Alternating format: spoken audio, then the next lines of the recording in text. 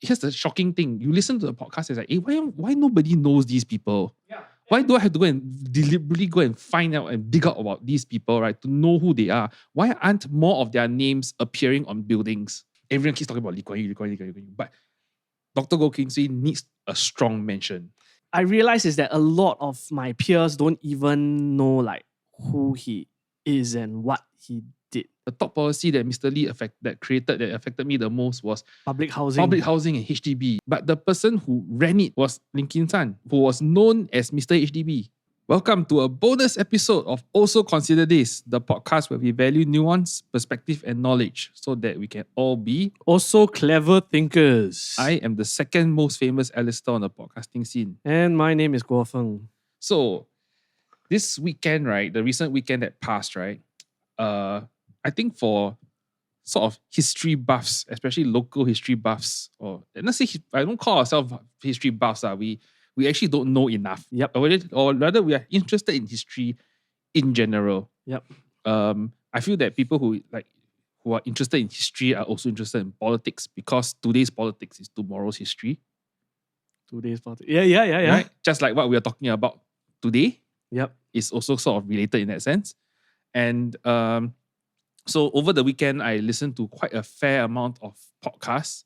I think there are 2 books that got released recently that got, of course, when the books these days get released, they go to podcast rounds and all that. And the interview rounds go out. And of course, sometimes there are book launches. Then there's also things to listen to from the book launches.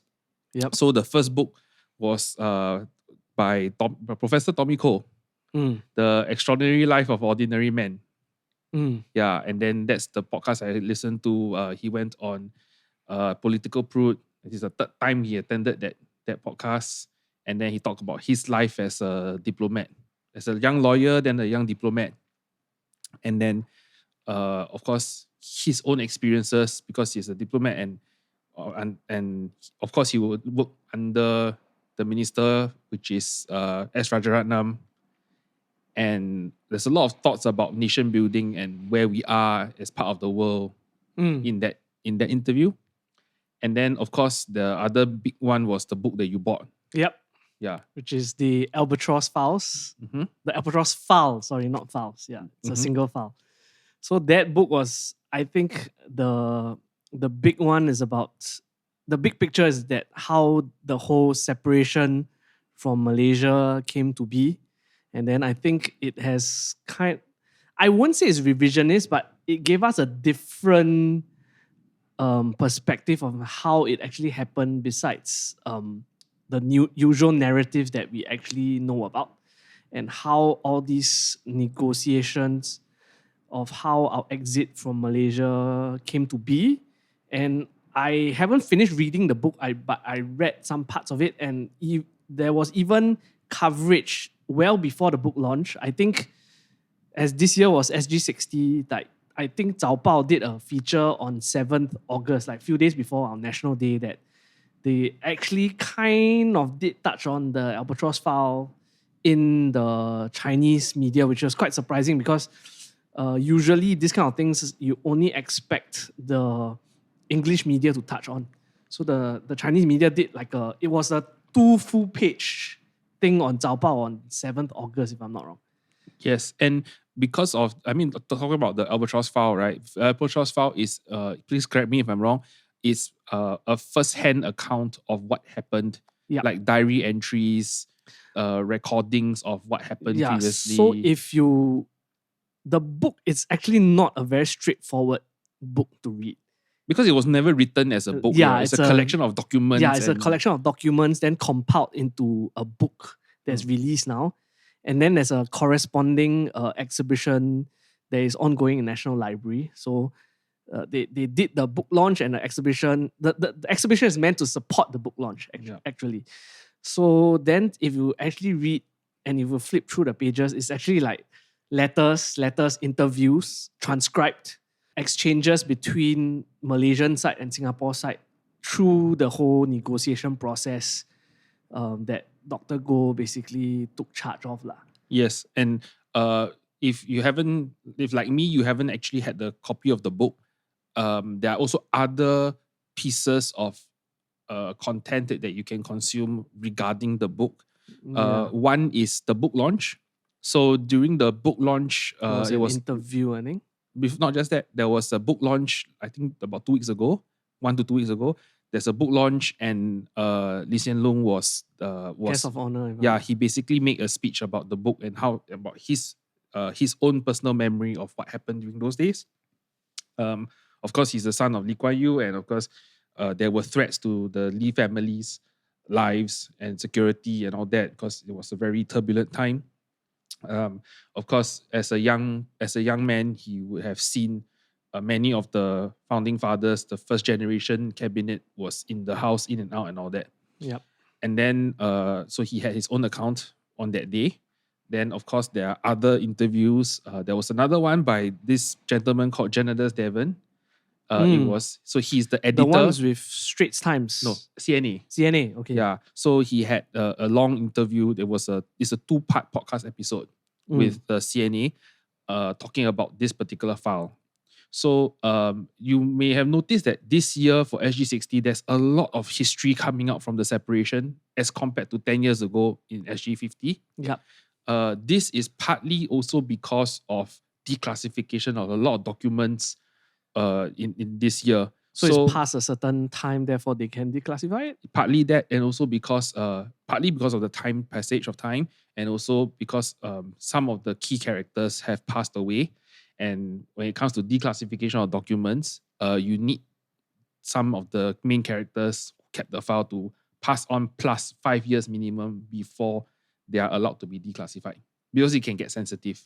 Yeah. And, so the British one, if you heard earlier in the year, especially during the National Day, that August time, most of the files that you have seen or have heard of are declassified British files.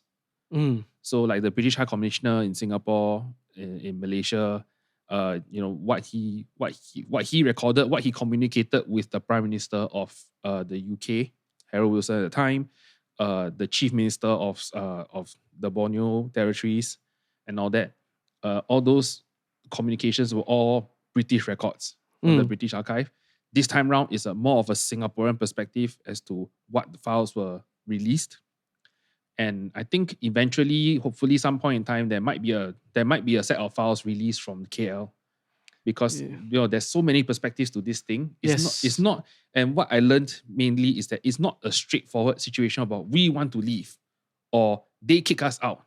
Yeah, it's not a very straightforward. If you actually read through the whole thing, I think there's really a lot of nuance about it. Yes. There was like it's not so unstraightforward, right? So if you listen to the podcast recording with Janadus Devan, right, he actually talked about the various forms of separation that could have happened before we had actual full-on separation of states. Yep.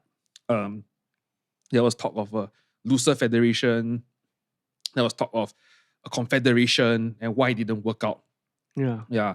And the politics is not just between KL and Singapore. It was also there was also a London perspective of things. Yeah, which I was quietly and pleasantly surprised, because I always thought that when we joined Malaysia in 1963, it was like, okay, hands off UK. But there's still the UK presence was still very much present in Malaysia even after both sides became independent. Yeah, they were still holding some strings, particularly in the military side of things. Yeah, that's why there was the whole idea of like 1977 when British withdrawal happened. It's such a big thing in Singapore as well.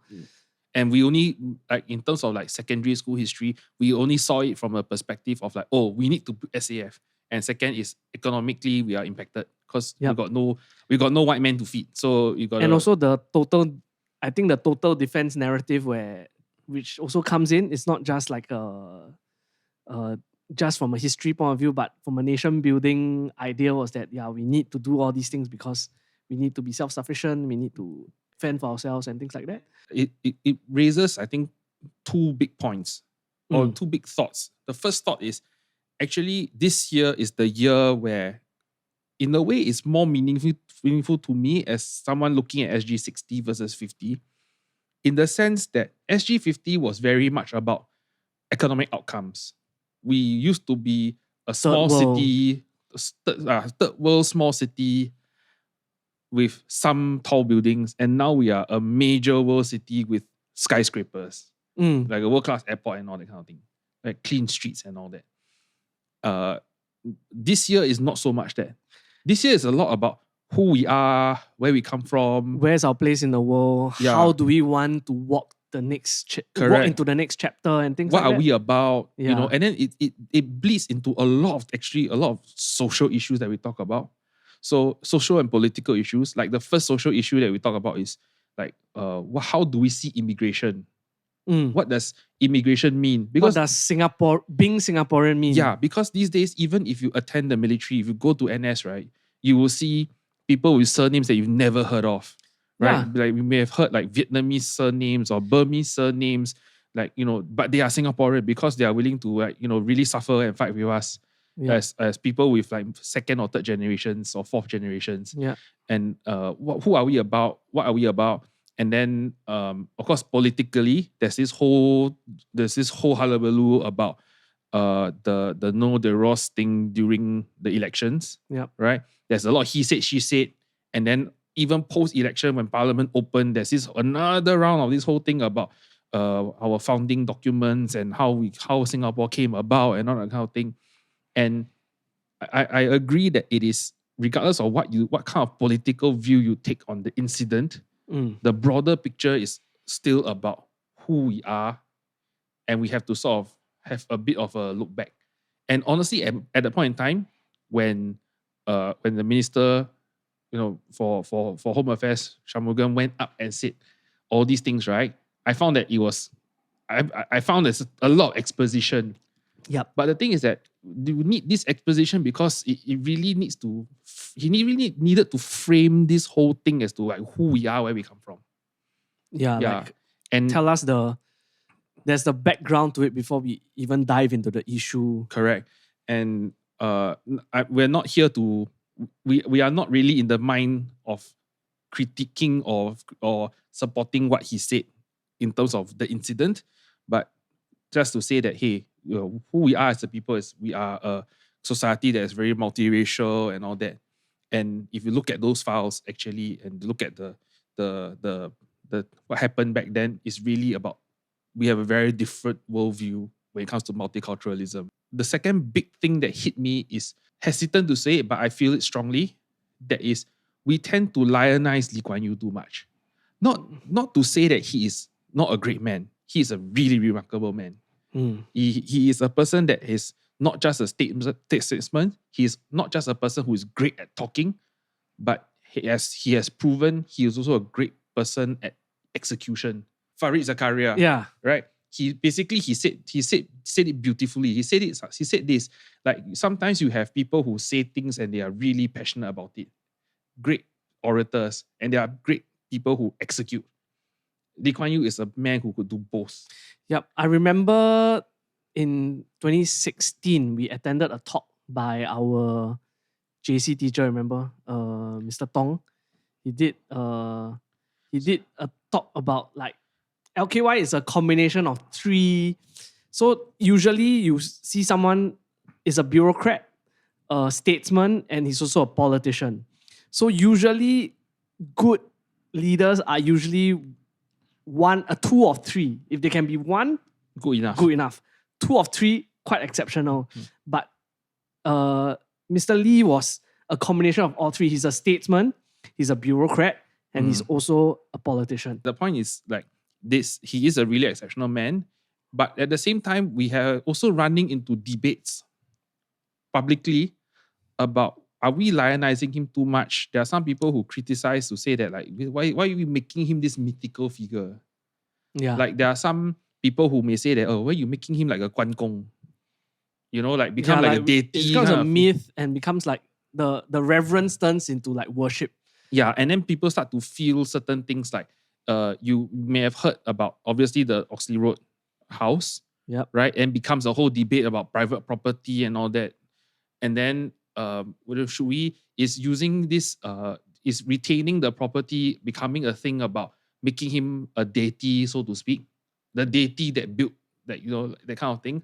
Like the myth of Singapore rather than the Singapore story. In a way, like the myth, like the legend of Saint Lee Kuan Yew kind of thing. Yep. Right? And then you have some people will say that, like Chee Soon Juan said that you built a founder's memorial because you want to deify these people. Right? And the thing is that, what is the truth behind it? And is there more to it?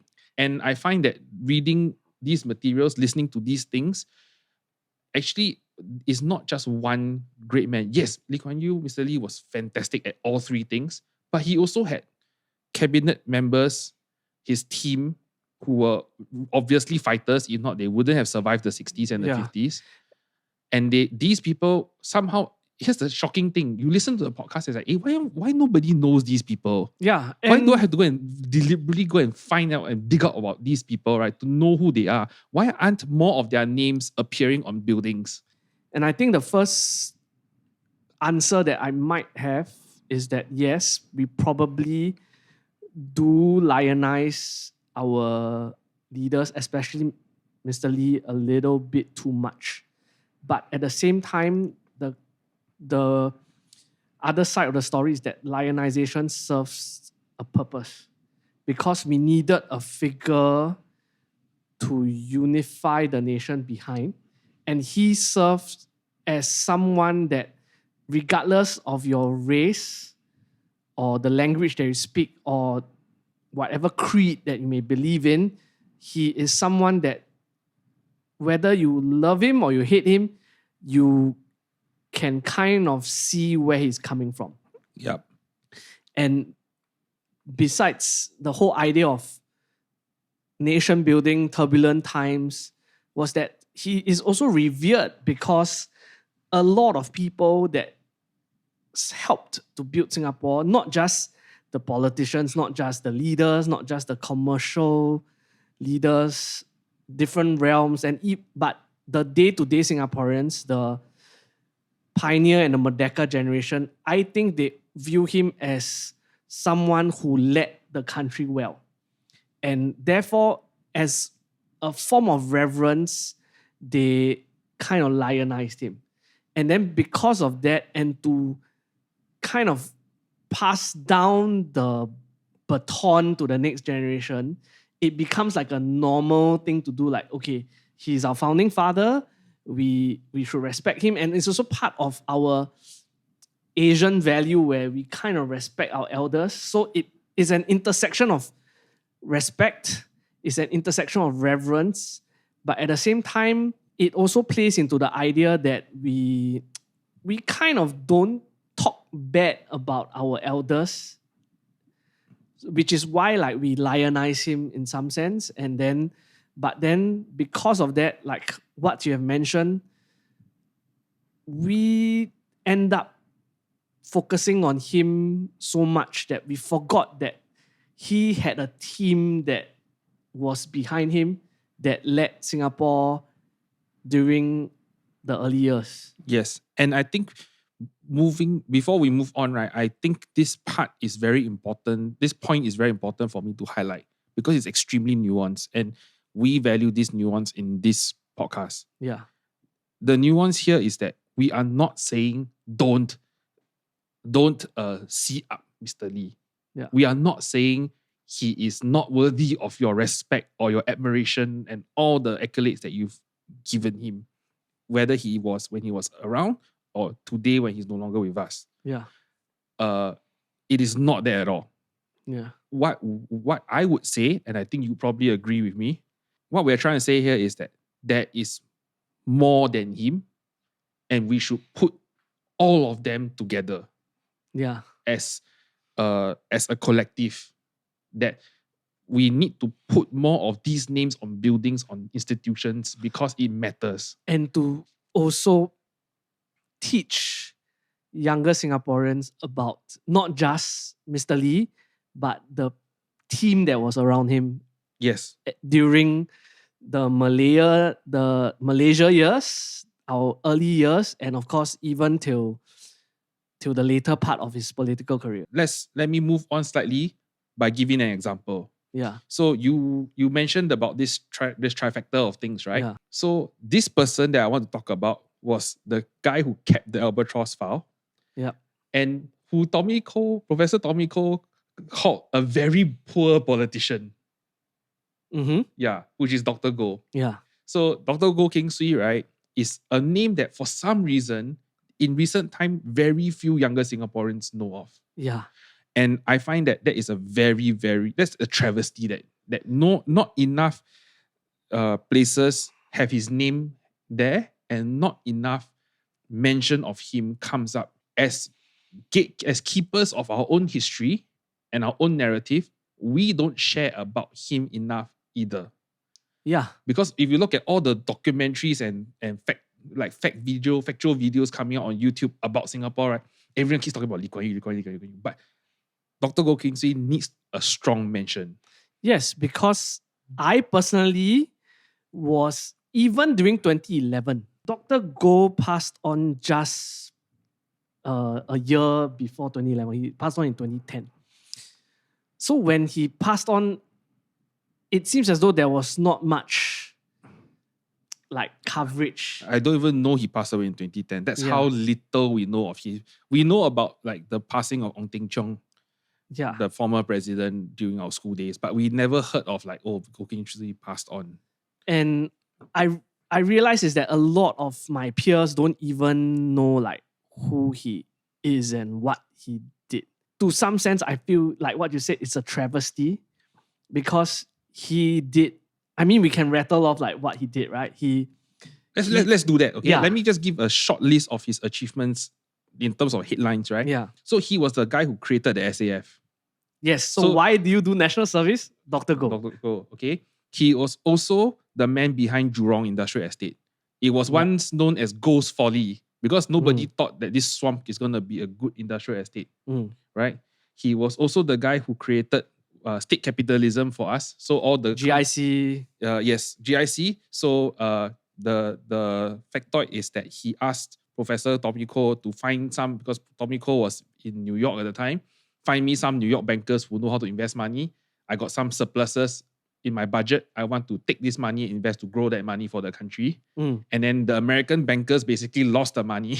Yep. And therefore I said that actually we need to manage our own money. Instead of giving it to someone else. Yes. And therefore we have GIC and all these EDB, right? And of course all these things, that's just some of his achievements on this front. And yet we don't know enough. Yeah. And of course, one more thing. And another factoid that I want to share that I heard is Philip Yeoh had this. Philip Yeoh, who was a former civil servant, had this story. Civil nor servant. The guy who wrote the book. He actually has another like anecdotal story of him and Dr. Goh, which was that there was somebody who came up with a M16, like an AR-15, right? Yeah. And went to Dr. Goh, and Dr. Goh said, "Can you just show me all the parts that are not made in Singapore?" Then therefore we started CIS, right? Yes, a Chartered Industry of Singapore, right? So like this is actually a very magnificent, like remarkable man who can go into the details. He has this knack about him that he can go into these specialized areas. Yep. Because another part of that I also didn't know was that DSO was put together by him. Defense Science Organization. Yeah, like he knew that we needed, besides national service defense, we needed to develop our own weaponry and all these kind of thing. And that's the reason why, if you notice a lot of Singaporean tech, right? You notice the first thing they do is, last time this artillery gun, you need 12 men to operate one gun. And then we can design a gun that only needs 4 or 3 men. Because Singapore, not enough people. Right? Yeah. We are a small country, not enough people. So we cannot afford weapons that take a lot of manpower, for example. And for someone who liked sport, he's instrumental in introducing rugby in the Singapore Armed Forces. And also later in schools. Because he was a AC boy. And therefore, I think rugby is in their blood. And therefore, he introduced it in the army, in SAF. And then eventually into the schools. And therefore, the C Division Cup that the lower secondary boys, C division is lower secondary boys play. The championship is named after him. Ah, interesting. Yeah. So the point of this is this: we are effectively speed running through the cabinet from the 65 to 70 era. Yeah.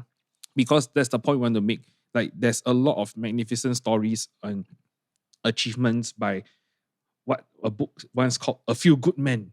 Yeah. Right? Like these, and those were the times they were all men.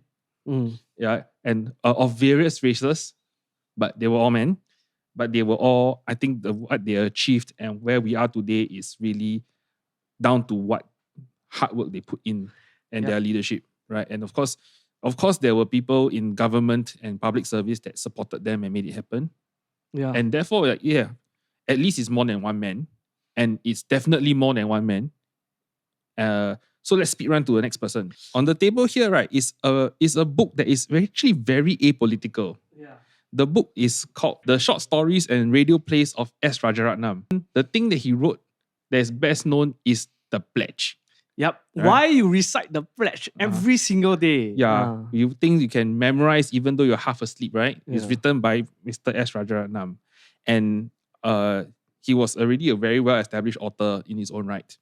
So we are speed running through achievements because there's a lot. We want you to know who these people are, right? So he's the guy who pushed for multiculturalism in Singapore, right? Which is, I think, why he instituted regardless of race, language, or religion, into the pledge. Yes. And he was also the first Minister of Culture.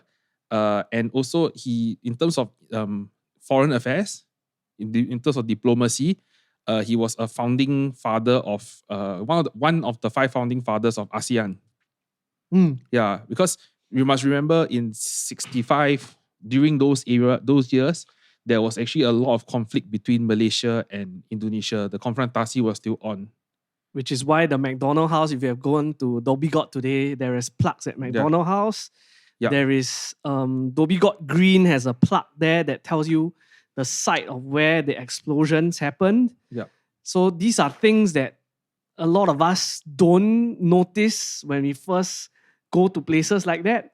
But these are actually historically significant places in our history. Yeah. It's not meant as a thing to hit another country. It's just saying that this is part of our history, and it's just part of our history, and we had a time when Singapore was not bomb free. Yeah. Right.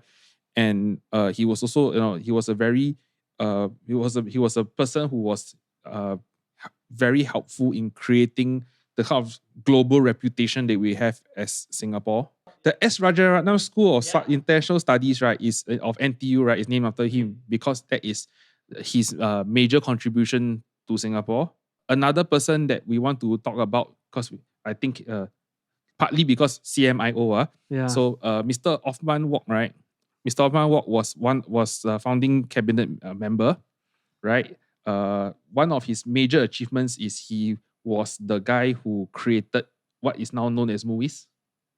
So what happened was at the point in time, we had an office for the pilgrimage, the Hajj pilgrimage, and basically it evolved into this organization that sort of organizes and handles Islamic affairs in Singapore. Yeah, and I think for Mr. Othman Wok, part of the thing was that if you look at his status in the cabinet and also during our 2 years in Malaysia, it is quite a difficult position for him to be in because he's ethnically Malay.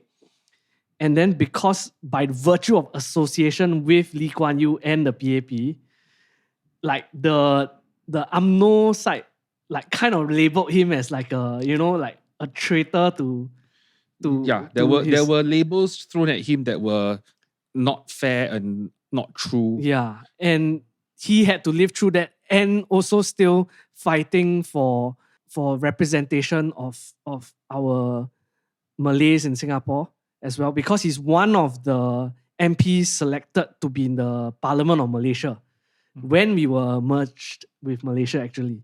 He was nominated as one of the few MPs to represent Singapore in the Dewan Rakyat, lower house of Parliament of Malaysia, from 2nd November to 1st Okay, I did not know that. Yeah, I so, did not know I that. didn't know that as well until we have to do.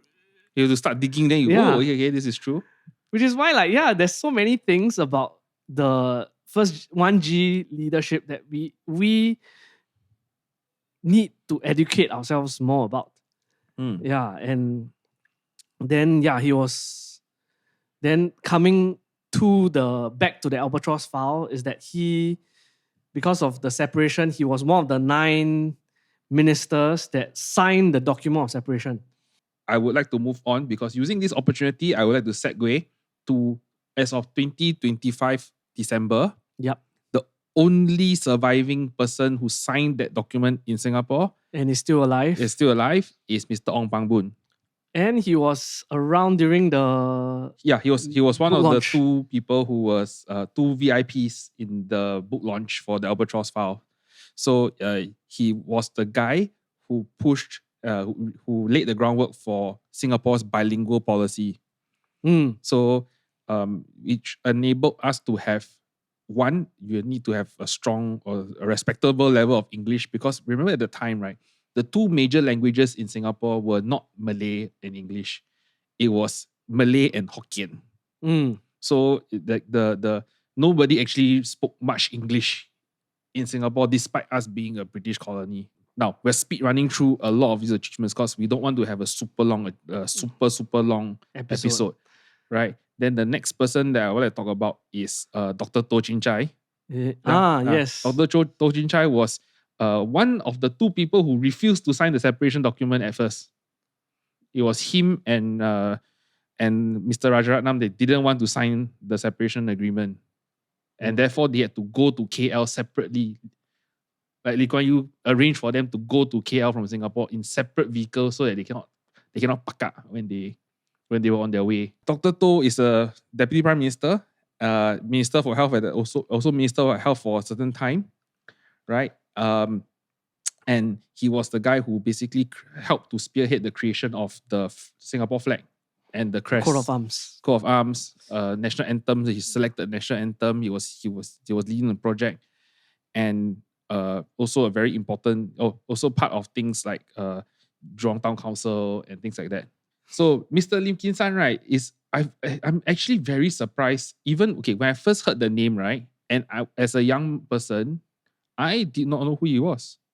And here's the thing: a lot of people talk about, this is not to say it's untrue. A lot of people talk about, Mr. Lee's top policy that affected me the most. Some people say the top policy that Mr. Lee affected me the most was public housing and HDB. And in Chinese, some people say 居者有屋. Yeah. We 居者有其屋. 居者有其屋, you have your own house and all that, right? But the person who ran it was Lim Kim San, the guy who was known as Mr. HDB. Yep. Yeah, and that miracle of public housing, right? Also a chairman of PSA for a while. And also managing director of the MAS. Yes. And he's also chairman of the Council of President Advisors between 92 and 2003. Yeah. Also very, I think I have heard from people who used to be in public service that he was a very strong character, to say the least. But if you look at the achievements, how can you not say so? Last but not least name on the list, on our list of people that we need to speed run through today for our podcast, so that you can have a wider perspective as to who are the few good men who created the foundation of modern Singapore. Yeah. Mr. E.W. Barker. Yeah, because CMIO, so this is the O. Okay, if you want to go in that perspective, what was his major achievement in the Albatross file? He authored the Proclamation of Singapore. Yep, he was the guy who basically wrote the separation agreement. I think based on the interview by Janada's Devan, he basically said that he was the guy who had to write the separation agreement because, one, they had to keep it secret from the British.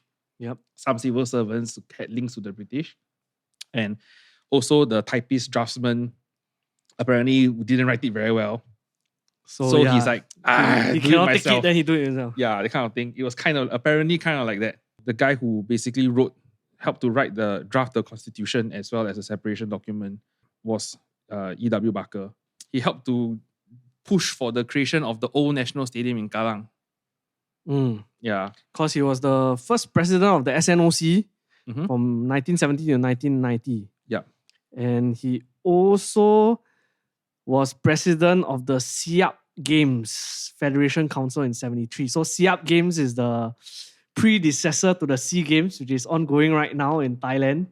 So he was one of the presidents of the Siap Games Federation Council.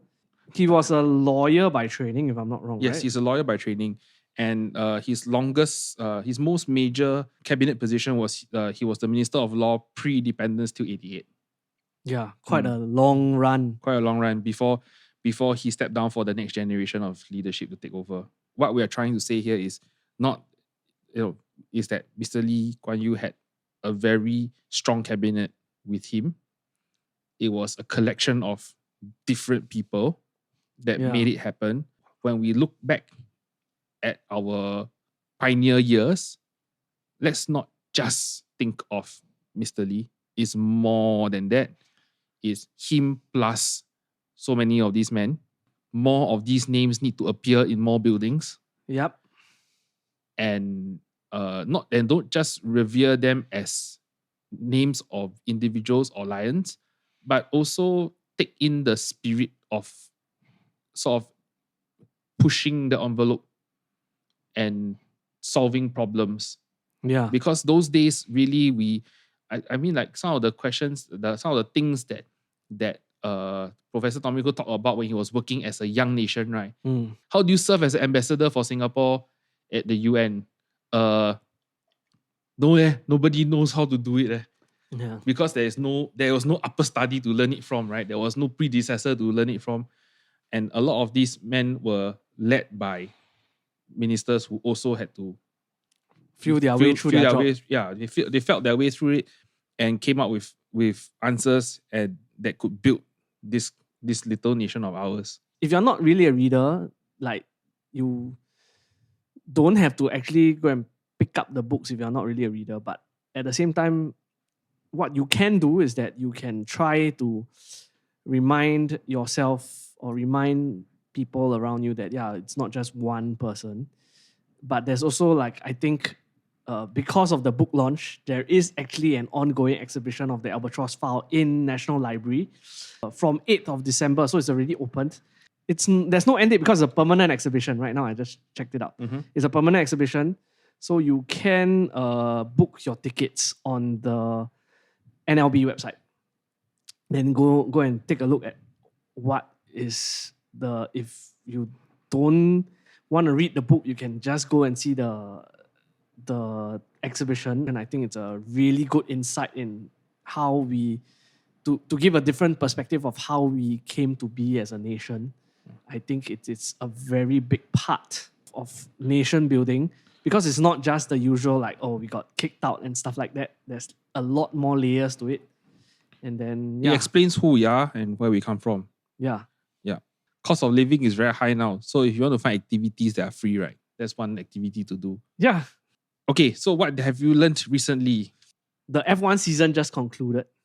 And then because the F1 season just concluded, the new F1 season is starting. The new season also brings about new teams, actually.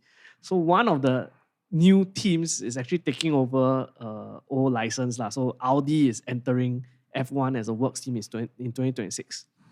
So because of their social media marketing, I kind of got targeted because you follow the F1 stuff on social media, then you start to see, then they actually showcase their launches and stuff like that. And then, so it started me thinking, how come Audi, the logo is 4 interconnected rings?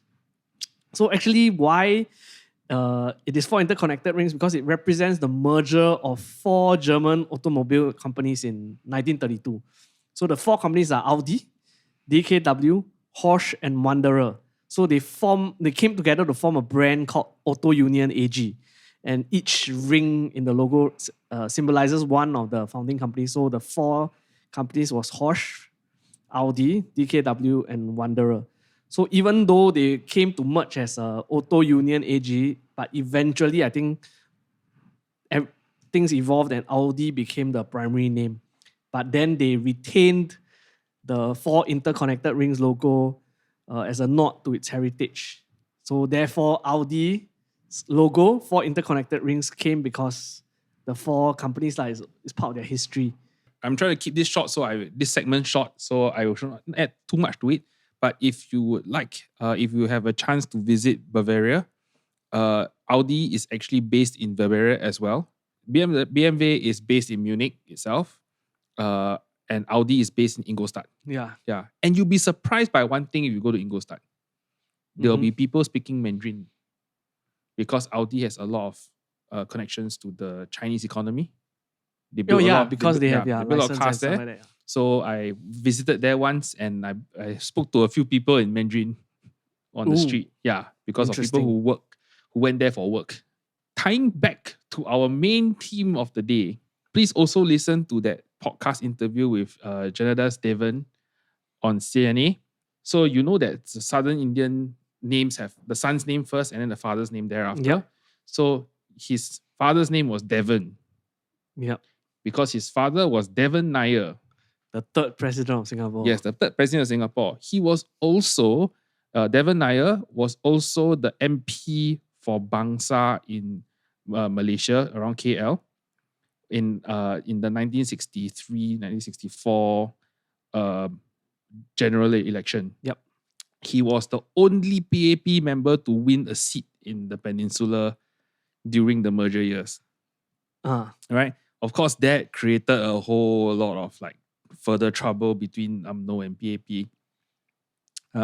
So the thing is, have you ever wondered, because we always, at least in the secondary school history books, you have heard of Devan Nair as the guy who won the seat, right? Yeah. But what happened to him at 65? He was not in the cabinet. He was not in cabinet? Okay, so, let me get to answer quickly. He stayed on as an MP for Bangsa in 1965. Okay. Of course, the PAP was no longer present in Malaysia. And the old branches of PAP were reformed as DAP. The Democratic Action Party. Yes, the logo is a rocket. Yeah. Right, so he stayed on as an MP for Bangsa until 1969 when his term ended. Right? When his term ended, he came back to Singapore and he basically led NTUC. Yeah, he was a leader at NTUC. Is it why the Devan Nair Institute of Employment? Employment, yeah. Yeah, employment. The Devan Nair Institute of Employment and Employability is named after him because he has major contributions to the NTUC movement in the early years of Singapore. But he was also an MP at the time after 70. So he took the ensign seat in Parliament 70, in Singapore, in 1970, and he was an MP for ensign until 1981. Where he was appointed. Yeah, because he was going to be a president of Singapore, so he had to vacate the seat. And after he vacated that seat, a certain Mr. JBJ took over that seat in the by-election. Right. So that's what happened to Devan Nair after we got independence from Malaysia and separated. Yeah, so that's an interesting tidbit of, I think, another person in the first generation of, someone who is from that era of leaders in Singapore. So so thank you for listening to us.